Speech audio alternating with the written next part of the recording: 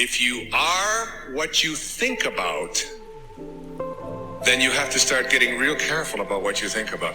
Now, you have to start this with being cautious about every conversation that you have with your friends, with your relatives, with your mother, with your husband, with your children, that focuses on what's missing in your life.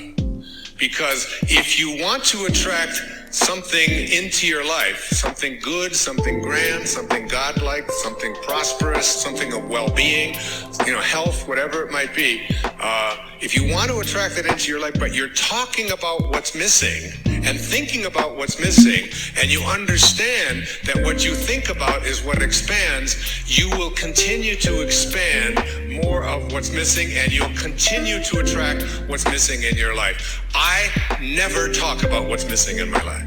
I only put my attention on what I intend to create. And I have shifted it. And I learned this lesson a long time ago, but the place that it probably expresses it better than any is Esther and Jerry Hicks' book, Ask and It Is Given. The Teachings of Abraham is called Learning to Manifest Your Desires.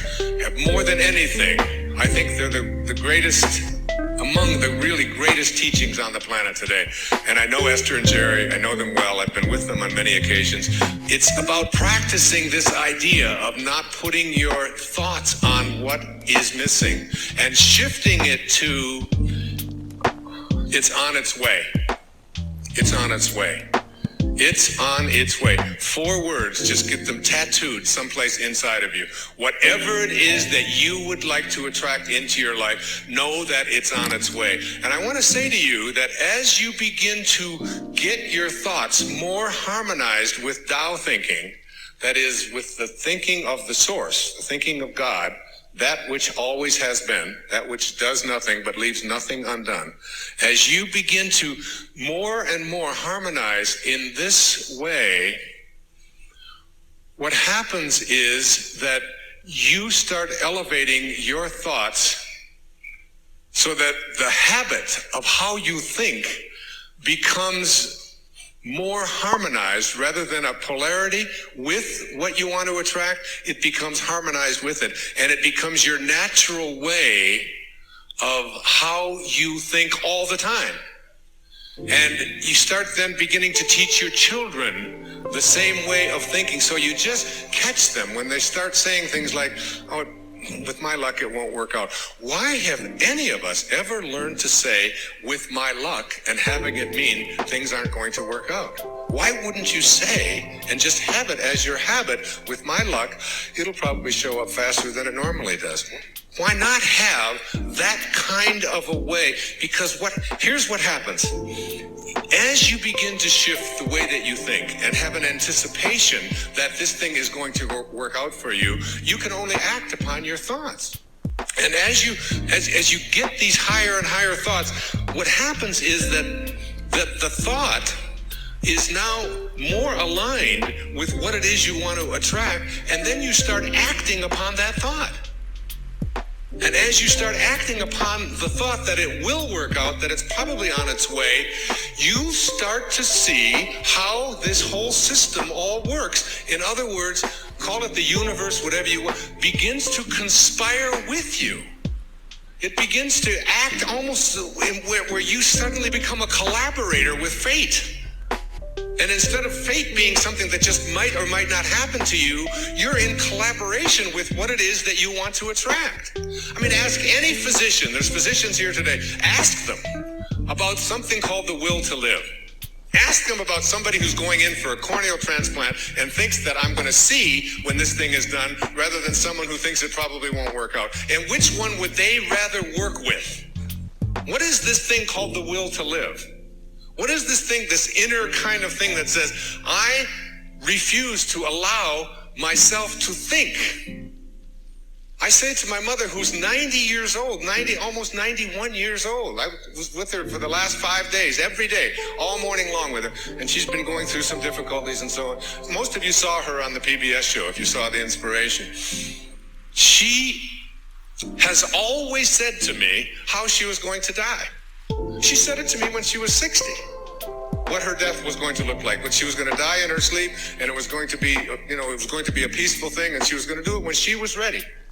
When she was ready, she would leave, and she would know when it was time. And she says, don't think it's time. I said, well, you got a hangnail there. Maybe we should just move on with it. And she said, no, I'll tell you when I'm ready. But she has always said, I will never allow Alzheimer's into my life. She's always said that is not something. She'll say things like, "Well, I can't remember this name quite as well as I did before," but that concept of it's just not anything that I've ever allowed myself to think is a possibility. And I said to her, well, "What if you're wrong?" She'll say, "Well, who'll know the difference?"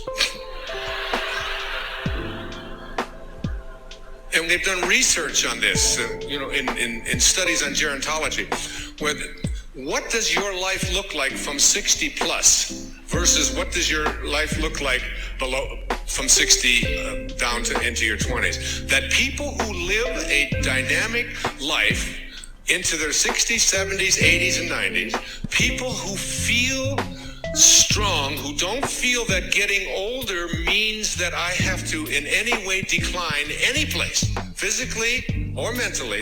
Getting older has nothing to do with the concept of declining.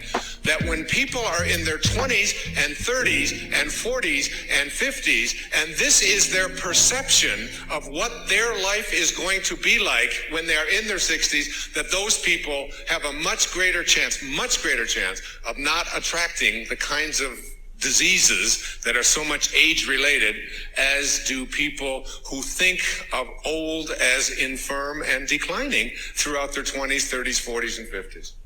That you change the way you believe about that and you say declining is not a possibility. I don't think about what's missing. You don't put your attention on what's missing. You don't tell other people about what's missing. And you don't tell other people about what you can't do and what isn't working and how terrible the world is. And the Tao teaches so much of it was written for leaders, people in positions of power. But I've translated all of that into your own level of leadership. And the great leaders are the ones who eschew violence. You have got to get yourself to a place where you don't allow yourself to have violent thoughts come into your consciousness. That means you got to watch the movies you're watching. That means the games that your children are playing, video games, have got to be monitored and removed when they have violence built into them. It means that you don't watch the news and you don't read the stories endlessly reaffirming what a terrible place this world is. It is not a terrible place. It's a perfect place. It's a beautiful place. There are just some leaders who are connected to Tao and others who are not. And we can create the kind of world that we want to create when enough of us begin to say, not part of my consciousness. Nope, I don't buy gossip. No, I don't buy violence. No, I don't have anything to do with that. And you just turn the channel, you turn it off. I pick up a Time magazine when I get on a flight and I go through and I say, I won't read the stories that involve killing. I won't read this. I don't need to hear any more about any more people blowing themselves up. I don't need to continue to have that as a part of my consciousness because I want to be someone who radiates out God-realized thinking. That's what I want to do. And I can't do that if I'm constantly being imbued with that. So I just go through the pages. And usually I say, oh, just threw away another $4.95. There's nothing in it to read. Every once in a while, a good story about maybe Tiger Woods or something. But by and large, there's not much in there. And you don't have to fill yourself with that kind of energy. So you don't put your thoughts on what's missing. You don't put your thoughts on what always has been. You don't put your thoughts on what others want for you.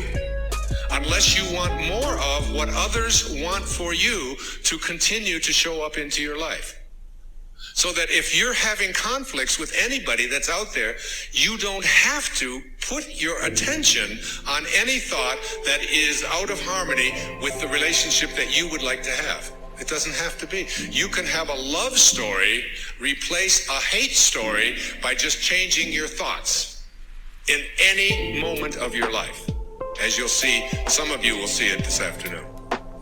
As Katie works with some of you and does the work and teaches you to ask yourself these questions about how can you be sure? How can you be sure that that thought is true? Why not have a love relationship with your ex-husband or your ex-wife? Why not have a love relationship with your in-laws? Why not? Why not have it with everyone on the planet? Why not? Indeed, why not? Every moment of your life, this choice is yours. You can either be a host to God or a hostage to your ego. It's your call.